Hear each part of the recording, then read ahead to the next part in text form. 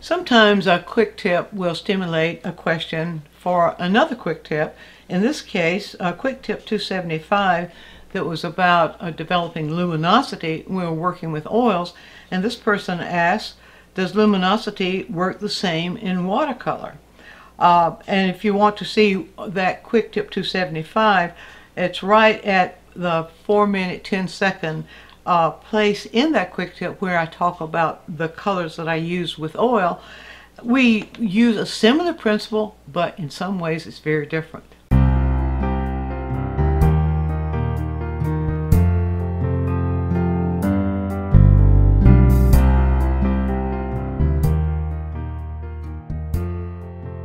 We're going to use as our reference a painting that was actually done in oil by Albert Bierstadt.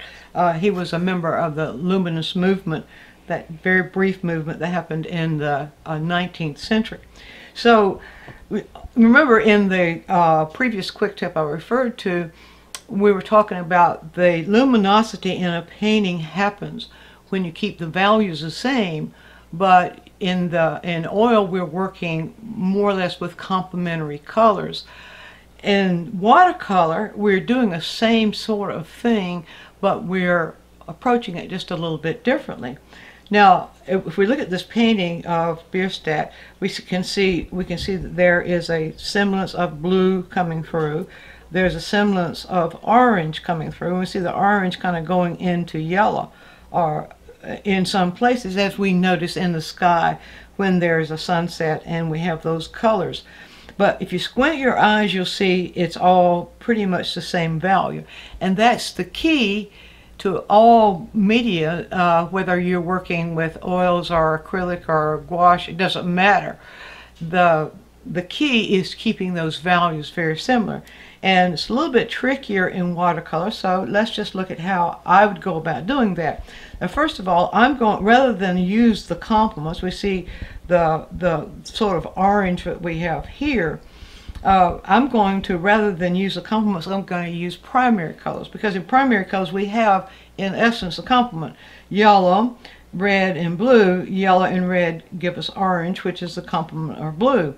Or we could say blue and yellow give us green, which is the complement of red. So we can get any, we can use primary colors to get any set of complements.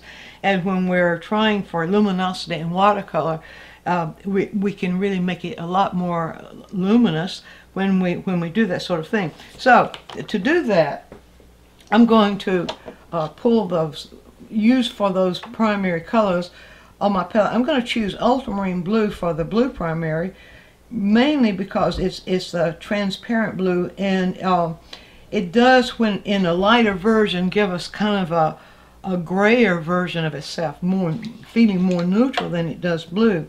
So I'll pull out the ultramarine blue. Now I use, as a transparent red on my palette, I use carmine. So I'm going to pull that color out because it's a transparent color, and when the transparents really work better for this exercise than the opaques do in watercolor, or the semi-opaque. So I'm going to pull out the carmine. The carmine is a very strong color in tinting strength, so we have to use it carefully. And I'm also going to pull out yellow, and in this case I'm going to use Winsor yellow, and I'll just get it sort of activated here and pull it out right here. That's because it's a richer yellow, and it holds, in watercolor, it holds its color much better than some of the other yellows do in watercolor when they're used with other colors. So there are the three primary colors. Okay, the approach, the technique, I'll put this right here.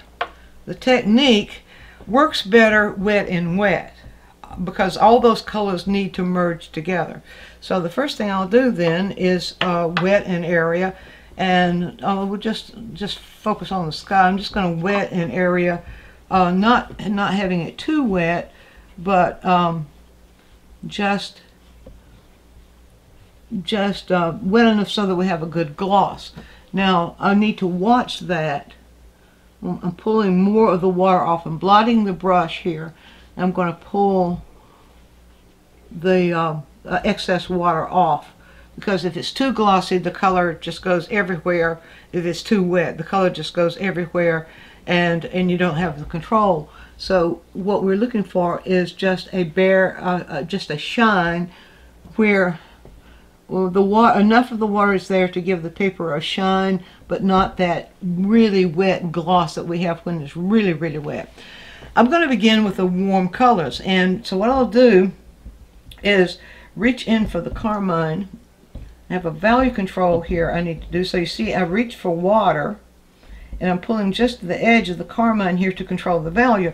Now it's a good idea when you're doing it is to test it somewhere else to be sure that you've got the value you want. And so I'm going to just pull a little bit more. Let's see. Yeah, that's about the value. Get maybe a little bit richer than that. Now, because I'm going to put it in wet, and when I put it in wet, the value is going to get lighter because there's water here. As we know in watercolor, water is our white. So I'm going to follow the pattern right here. Just follow that pattern of pink-ish that I see in that sky area. Now, before that it begins to get dry, I'm going to move into the yellow. And again, I want to be sure that I have the right value of yellow. So I'll just drop it right here. Yes, that will work. So I'm going to, see, that's begun to get dry right there. Got to watch that. I'm going to drop that yellow into the carmine. And the reason I didn't mix that ahead of time is because we want that variation of yellow into orange and so on that we see there. And so now I'll pull a little bit of that down like that. And now I think for an exercise like this, it's better if you put in the warm colors first. And see, that is pretty much the same value. Now I'm going to, while that's still wet, I'm going to move into just the edge of the ultramarine blue. And here I've got to be very, very careful because I have a color that's darker in value, but I want to keep the value of this color the same value as the colors I have there already. So I'm pulling just to the edge. And let's see here.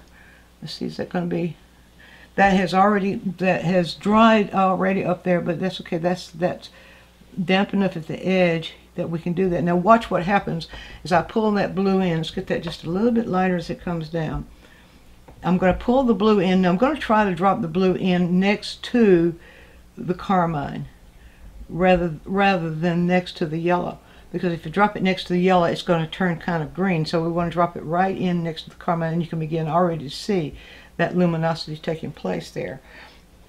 So you can see as this begins to dry, you begin to feel more and more of that feeling of vibration between the blue and the orange. The red and the yellow begins to settle in together more, and then the blue interacts with that visually. Now, to show you the real effect of that, we see better when we have a value contrast down here. So what I'll do is to mix a very dark color that would be similar to what we have there and show you the value contrast, and then that will cause this to vibrate even more like we see in the luminous colors. So to do that, I'm going to move a little into a darker version of carmine. I'll pull that right over here.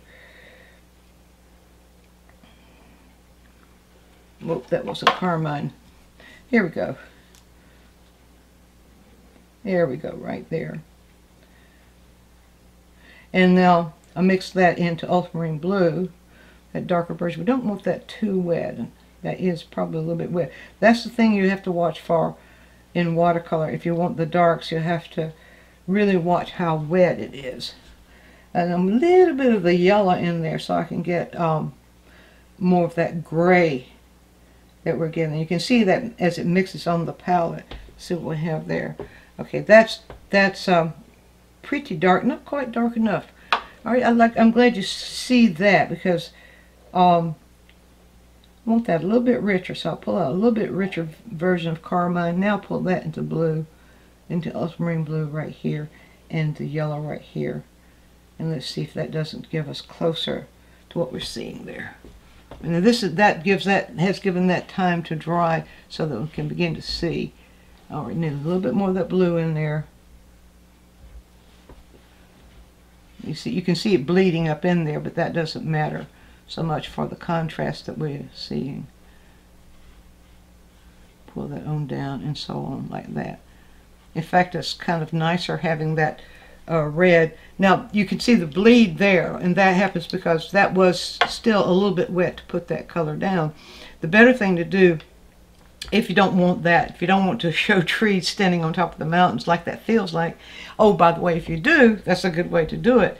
But the better thing to do is to wait just a moment and then to work more color into that area, which I'll do now. But be sure that the brush is blotted very well,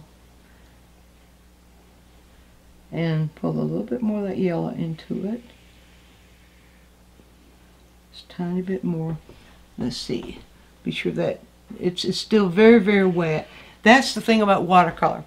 The result you get here is determined an awful lot about the amount of water that's in it. I've said that so many times, and so it's part of working with watercolor is keeping an eye out on the paper right here and watching the gloss on the paper, because the wetter this is, the more gloss you see, the more of this bleed that you're going to get. Now that can be desirable, as I said before, that can be desirable if you want it, but if you don't want it, then you need to wait just a little bit longer and let that evaporate just a little bit. So let's see if it's evaporated enough now. There we go. That's a little bit better. So now I can get a little bit more definition. We'll get some bleed there because it's still not totally dry. Get a little bit more definition and get a deeper value there, which gives us a little bit more of that mountain shape.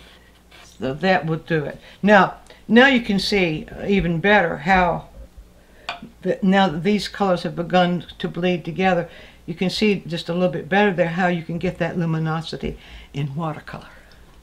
Be sure and view all of our quick tips. And while you're doing so, subscribe to the channel, click on the bell so you'll always get a notice when we produce a new quick tip, which is every week.